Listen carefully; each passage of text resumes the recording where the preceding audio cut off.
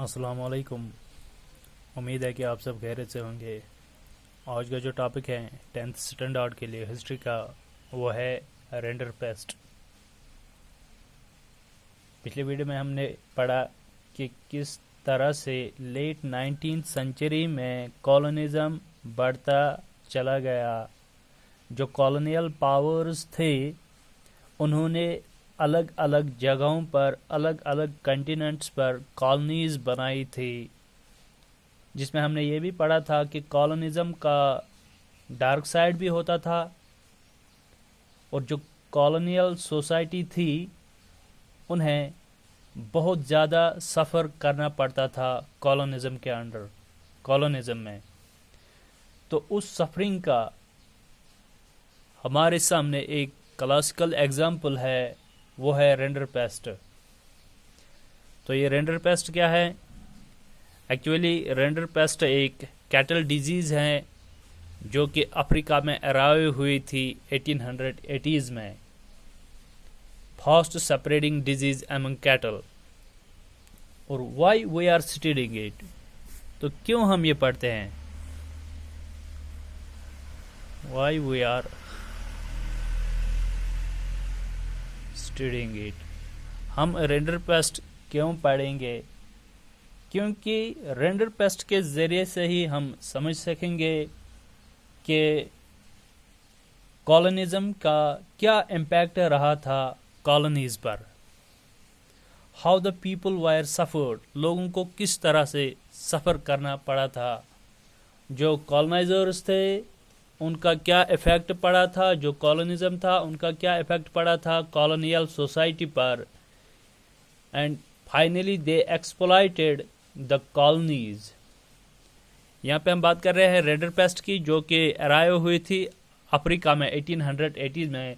पहले हम थोड़ा बेसिक पढ़ेंगे, बैकग्राउंड। रेंडर पेस्ट आने से पहले अफ्रीका में क्या पोजीशन थी? Prior to the advent of rinderpest, African economy was mainly dependent on cattle rearing. अब हम थोड़ा यहाँ पे बेसिक पढ़ेंगे अफ्रीका के बारे में। अफ्रीका लास्ट टॉपिक में भी, या जो उससे पहले हमने पढ़ा था topic late 19th century colonialism, उसमें हमने पढ़ा कि यूरोपियन पावर्स ने, कॉलोनियल पावर्स ने मिल बैठ कर एक प्लान बनाया था जिसमें उन्होंने अफ्रीका को डिवाइड किया था और वहाँ पे अपनी कॉलोनीज बनाई थी। तो किस चीज़ ने कॉलोनियल पावर्स को अट्रैक्ट किया था कि हम अफ्रीका में जाएंगे? एक्चुअली जब हम हिस्ट्री पढ़ते हैं तो वहाँ पे हम देखते हैं अफ्रीका में बहुत ज़्यादा लैंड अवेलेबल था, abundant land.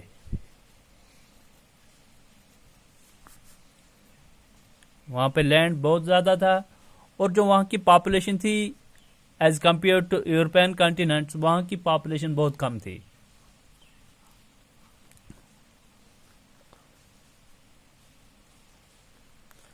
Population evident land as small population. बाद में हम वहाँ पे देखते हैं कि जो लैंड एंड लाइफ स्टॉक था, land and livestock, it was the main activity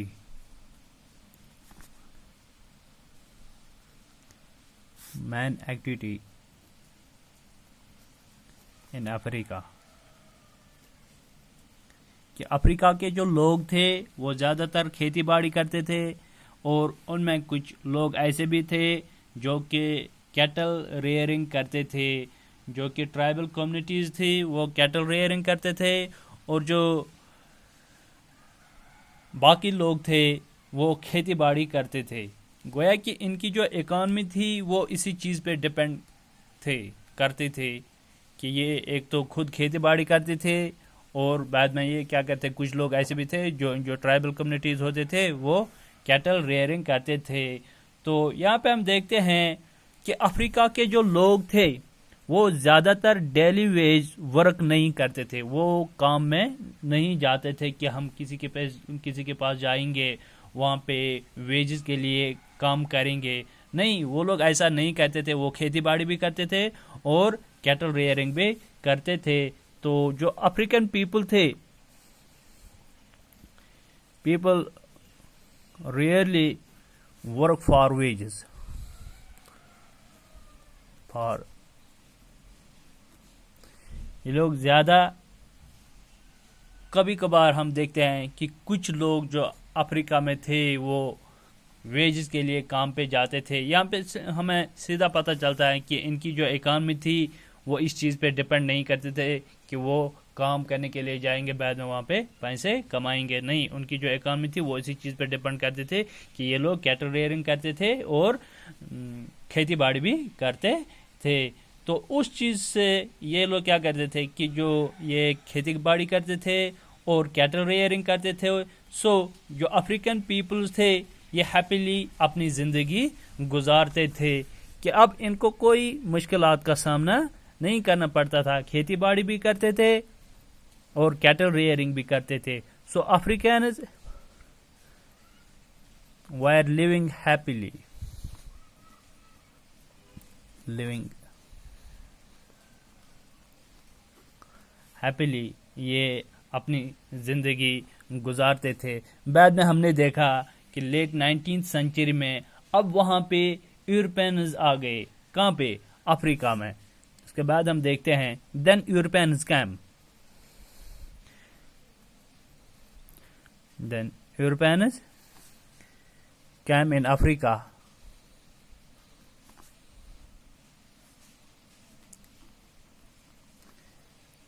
and divided it.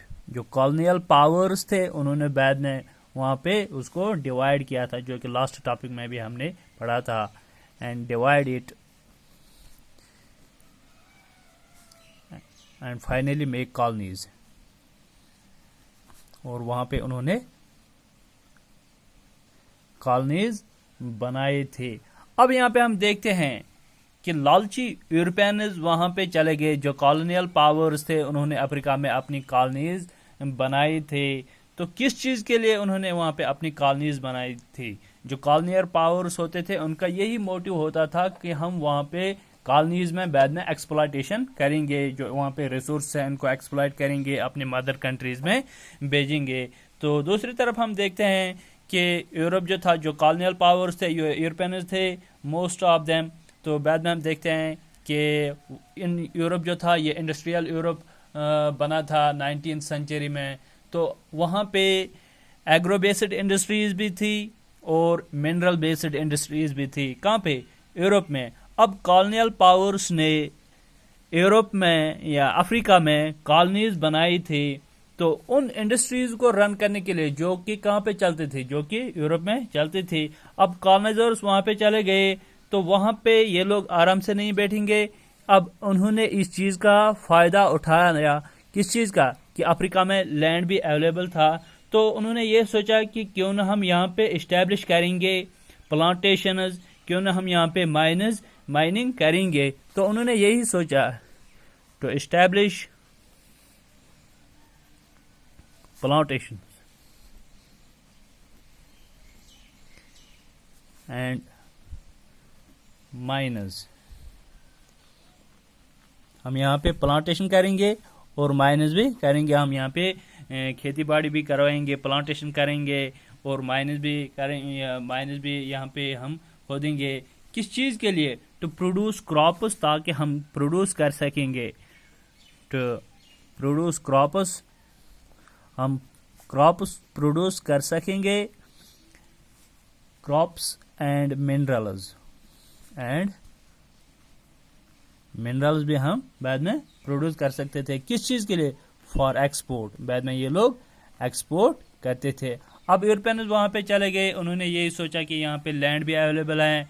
तो उन्होंने कहा कि सीधी सी बात है, यहाँ पे लैंड अवेलेबल है तो क्यों ना हम यहाँ पे प्रोडक्शन इंक्रीज करेंगे, प्लांटेशन करेंगे, माइनिंग करेंगे, मिनरल्स निकालेंगे या प्रोड्यूस क्रॉप्स करेंगे और बाद में इसको हम एक्सपोर्ट करेंगे यूरोपियन कंट्रीज में। तो जहाँ पे इंडस्ट्रीज चल रहे थे। लेकिन जो उनका ये कंसेप्ट था उन्होंने अपने तरीके से ठीक सोचा। ठीक है, उन्होंने यही कहा कि हम प्लांटेशन करेंगे, माइनिंग करेंगे, लेकिन इनको वहां पे एक प्रॉब्लम आ गई थी। तो वो प्रॉब्लम क्या थी जो कि कॉलोनियल पावर्स वहां पे देख रहे थे। जिस तरह अंग्रेजों ने यहाँ पे कॉलोनी बनाई थी तो उन्होंने यहाँ पे प्लांटेशन भी करवाई थी, बाद में उनको भी कुछ प्रॉब्लम्स का सामना करना पड़ा था। तो वो प्रॉब्लम्स वहाँ पे कौन थी जो कि यूरोपियंस को सामने आ गए, कहाँ पे, अफ्रीका में। तो वो प्रॉब्लम्स थी, there was the shortage of labour. तो ये ठीक है, उनका जो आइडिया था कि हम इस्टेब्लिश करेंगे प्लांटेशन, माइनिंग करेंगे वहाँ पे, ये ठीक था। But there was a problem of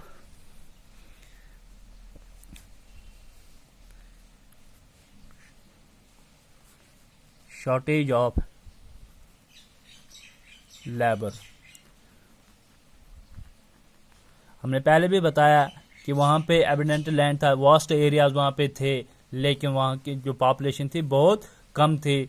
अब यहाँ पे दूसरी तरफ हम देखते हैं, उन्होंने वहाँ पे प्लांटेशन स्टार्ट की थी, लेकिन उनको प्रॉब्लम थी कि वहाँ पे उनको लेबरर्स अवेलेबल नहीं होते थे। सो जो एम्प्लॉयर्स होते थे, अब उन्होंने ये सोचा कि कॉलोनियल जो पावर्स थे, उन्होंने कहा कि लोग जो हैं ये वेजेस के लिए यहाँ पे काम करने के लिए नहीं आएंगे, डेली वेजेस काम नहीं करते हैं, तो ये कैटल रेयरिंग में बिजी हैं, ये एग्रीकल्चर सेक्टर में बिजी हैं। तो उन्होंने बहुत सारे मेथड्स को अडॉप्ट किए थे कि किस तरीके से हम यहाँ पे लेबर्स को रिक्रूट करेंगे प्लांटेशन के लिए और माइनिंग के लिए। तब जाके हम देखते हैं जो वहाँ पे एम्प्लॉयर्स थे, उन्होंने अडॉप्ट की थी many methods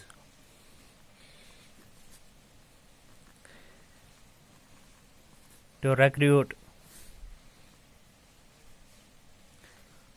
recruit and retain laborers।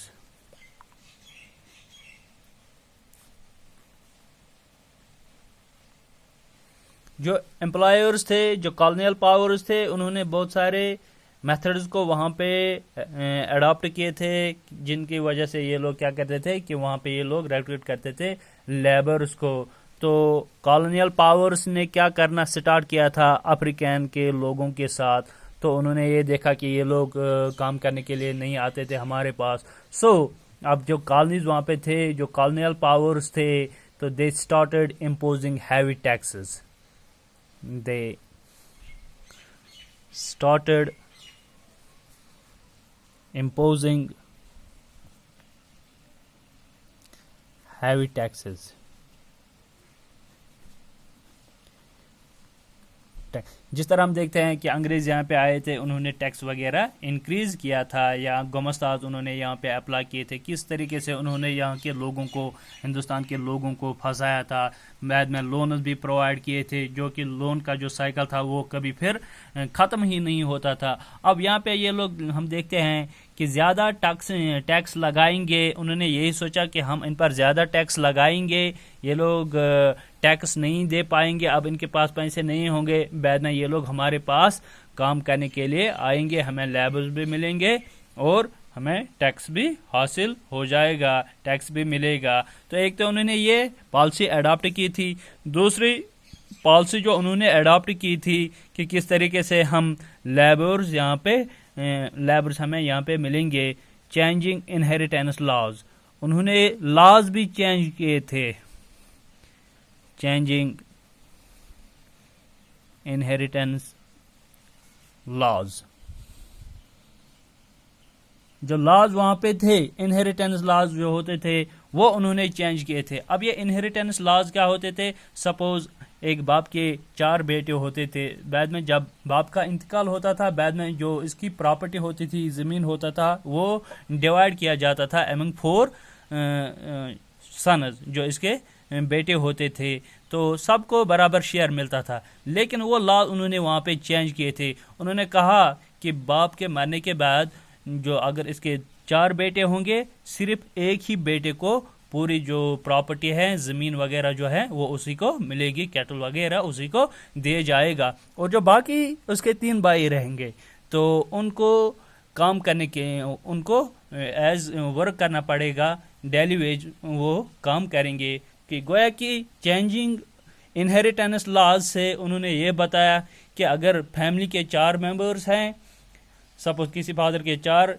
Sons हैं, उसके इंतकाल के बाद जो प्रॉपर्टी होती थी वो सिर्फ एक ही को दी जाती थी, और जो बाकी 3 बचे थे वो यूरोपियन पावर जो थे, वो कॉलोनियल पावर जो होते थे, उनको उनके पास काम करने के लिए जाएंगे डेली वेजर्स जैसे। कि इस तरीके से हम देखते हैं कि जो लॉज उन्होंने चेंज किए थे इनहेरिटेंस लॉज, उसमें उन्होंने ये बताया only 1 member of family was allowed to inherit land, तो ऐसे भी लॉज उन्होंने चेंज किए थे, ये लॉज भी उन्होंने चेंज किए थे। तो गोया कि जो कॉलोनियल पावर्स थे उनकी भरपूर कोशिश होती थी कि यहाँ पे जो शॉर्टेज है लेबर्स की वो हम कैसे दूर करेंगे। इस चीज़ के लिए उन्होंने कुछ स्टेप्स उठाए थे जो कि मैंने बताए थे कि उन्होंने इम्पोज किए थे हैवी टैक्सेस, उन्होंने इनहेरिटेंस लॉज भी चेंज किए थे, तो रिस्ट्रिक्शंस भी लगाए थे। अब कुछ लोग जो थे जो काम करते थे डेली वेज काम करते थे उनके पास प्लांटर्स के पास, तो उन पर भी उन्होंने रिस्ट्रिक्शंस लगाए थे। रिस्ट्रिक्शंस ऑन माइन वर्कर्स, जो माइनों में काम करते थे माइन वर्कर्स, उन पर रिस्ट्रिक्शंस लगाई गई थी। गोया कि इनको अलाउड नहीं है मूवमेंट करने के लिए ये लोग फ्रीली मूवमेंट करेंगे एक जगह से दूसरी जगह। कि जिस तरह आपने देखा होगा अब जो ये कुछ वर्कर्स जो डेली वेज वहाँ पे काम कर रहे थे उन पर भी रिस्ट्रिक्शंस उन्होंने लगाए थे। तो पर्टिकुलरली जो रिस्ट्रिक्शंस उन्होंने आयद की थी, जो माइन वर्कर्स थे इनकी जो मूवमेंट थी उस पर भी रिस्ट्रिक्शंस लगाए थे। गोया कि वो अब मूव नहीं कर सकते थे from one place to another place. जैसे कि हमने पढ़ा था सिविल डिसोबीडियंस मूवमेंट में स्वराज इन प्लांटेशन, कि प्लांटेशन में जो काम करते थे उनके लिए स्वराज क्या माने रखते थे। उनके लिए स्वराज यही माने रखते थे उस समय कि हम मूव नहीं करेंगे, हम एक जगह से दूसरी जगह जाएंगे फ्रीली, लेकिन अंग्रेजों ने उन पर कुछ रिस्ट्रिक्शंस लगाए थे।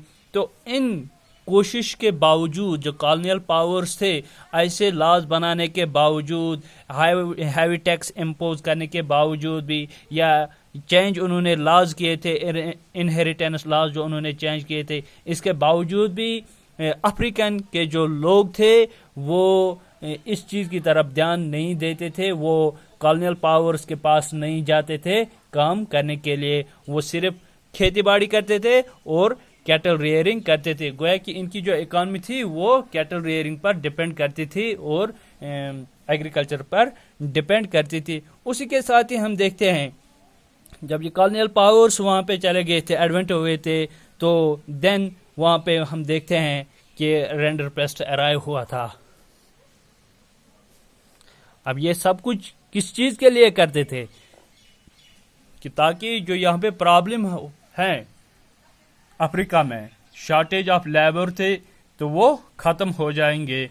तो लेकिन अफ्रीका के लोग जो थे वो फिर भी इनके पास काम करने के लिए नहीं जाते थे। तो देन बाद में हम देखते हैं देन वहाँ पे क्या आया था, देन कम्स रेंडरपेस्ट, देन कम्स रेंडरपेस्ट। तो इसके बाद में हम देखते हैं कि इसी के साथ ही रेंडरपेस्ट अराइव हुआ था 1880s में।